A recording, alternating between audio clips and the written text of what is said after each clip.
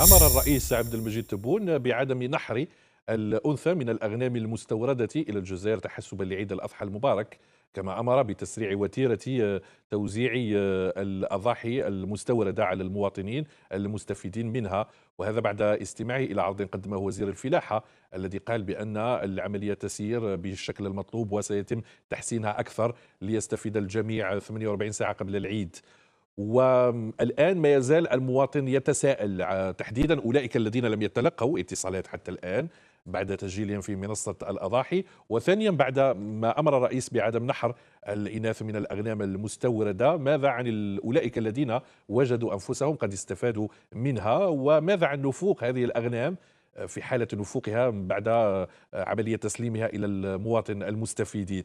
وكانت بعض البلديات أصدرت بيانات بهذا الخصوص، بعض البلديات في الجزائر بينها بدون ذكر أسماء بلديات قالت بأنه يجب اتخاذ جملة من الإجراءات الخاصة بحالات نفوق الأضاحي المستوردة تتضمن إمكانية التعويض بكبش بديل أو استرجاع المبلغ المالي المدفوع، وضرورة التبليغ الفوري لدى المصالح البيطرية من أجل التعامل مع حالات النفوق، معاينة الحيوان ميدانيا والإشراف على عملية الدفن وفق الإجراءات الصحية الخاصة. ولكن بعض البلديات أيضا سرعان ما قالت بأن المعلومة تتوفر في حدود نفوق هذه الحيوانات أو الأغنام، والاتصال بالمصالح البيطرية لدفنها أو التعامل معها بشكل علمي. ولكن ماذا عن التعويض؟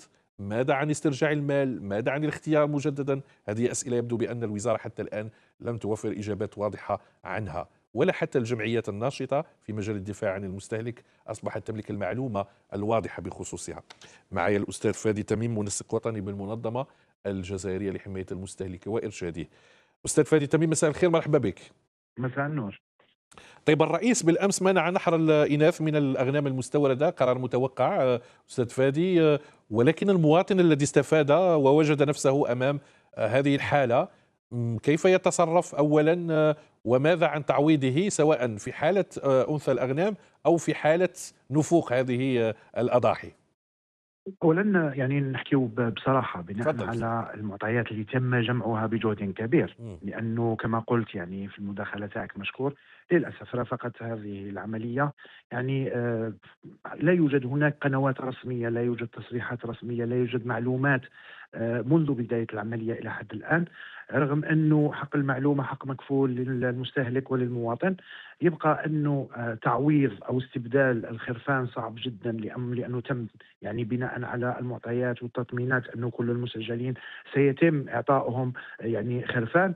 هذا الامر يخلي انه عمليه الاستبدال صعبه جدا. تبقى عمليه التعويض المالي التي في حاله النفوق ما زلنا لحد الان لم نتلقى اي رد رسمي، رغم انه هناك بيان صدر من طرف رئيس بلدي، رئيس مجلس شعبي بلدي، فيه جزء يعني لازمنا ننبه المواطنين الى هذا الجزء اللي هو الطريقه اللي لازم يتعاملوا معها في حاله النفوق، وهي الاستعانه ببيطري واخذ يعني اخذ هذه الاضحيه وعدم رميها، ومع يعني القراط اللي خاص بالرمز الاستجابه السريع. تبقى بعد ذلك هل سيعوض ماليا ام لا؟ لحد الان السؤال مطروح، لانه البيان بعد ذلك تغير، بقت غير اليات ارجاع يعني الكبش الميت. الان يعني بالنسبه للانثى شفنا الظاهره، وللاسف يعني هذه المبادره جميله جدا، تاع مليون راس، لكن صمت الاعلامي من جهه، ومن جهه اخرى يعني تحس انه كل الكميات التي وصلت انثى وكل الكميات صغيره وكل الكميات، فهناك ايضا يعني تضخيم نوعا ما من طرف بعض الاطراف عن طريق وسائل التواصل الاجتماعي. الان بالنسبه للانثى اللي استفاد منها يعني تقريبا 80% لا يمكنه استبدالها، بينما ما يوجد الان في مراكز التجميع من اناث بناء على يعني قرارات السيد رئيس الجمهوريه، اللي نقطه مهمه لازم نفتحوا قوس ونشيروا لها، راهو يتبع في هذه العمليه جيدا، ما دام يعني اعطى تعليمات بتسريع العمليه ومنع ذبح الانثى ويعني تركها في مراكز التجميع، وبعد ذلك هذه الاناث ستوضع يعني في مراكز خاصه فضاءات للتربيه. مخصصة. يعني هذا الامر اللي مفروض يعني فيما هي السيد رئيس الجمهوريه اقر باستيراد مليون راس، لكن الاستراتيجيه وطريقه العمل المؤسسات هي المكلفه بها. المفروض يعني كثير من الامور، يعني بعض الاخطاء اللي خلت صحيح. هي في الشعب نوعا ما. الأساس، فادي تميم، هي المبادرة في حد ذاتها يعني من حيث النية، من حيث أهميتها جيدة وإيجابية، مثل منصة الأضاحي أيضا ساعدت في أكيد إزالة الكثير من العوائق.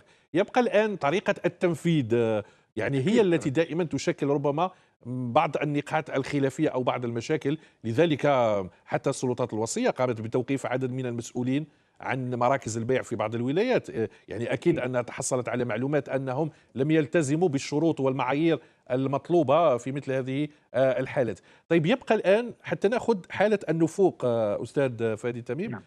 يعني النفوق أحيانا قد يكون لأسباب يعني هو يتحملها كمستفيد، أو أن الأضحية في حد ذاتها لم تستطع التأقلم مثل ما نقرأ في بعض الحالات، ربما لذلك لا يتم التعويض حتى نفترض أكيد الإشكالية. يعني فرضية مهمة جدا الآن. الخراف اللي تم استيرادها يعني وضعت في الحجر الصحي لمدة معينة، وبعد ذلك يعني لا توزع على الأسواق إلا إذا كانت يعني متأكدين من حالتها الصحية. ممكن مم. يعني حالات معينة يعني تم تسويقها، إذا كان الخلل يعني ما هو ما يتحملوش من اشترى الأضحية، فهنا من حقه قانونا أنه يتم تعويضه ماليا. صح. ونعرف أن الناس اللي راحت لهذه العملية ناس يعني ما قدرتش تشتري لانه ما عندهاش المحل، ما عندهاش صح. الامكانيات الماليه. فمبلغ 50,000 دينار لبعض العائلات يعني مبلغ وقدره، يعني ما ربحوا يعني العيد، ما الأساس أن عيدوا هذا زوالي وخسروا. أصلا ذهب وحط 5 ملايين، فما بالك إذا لم يعني مات له ولا، فأكيد 5 اكيد ملايين على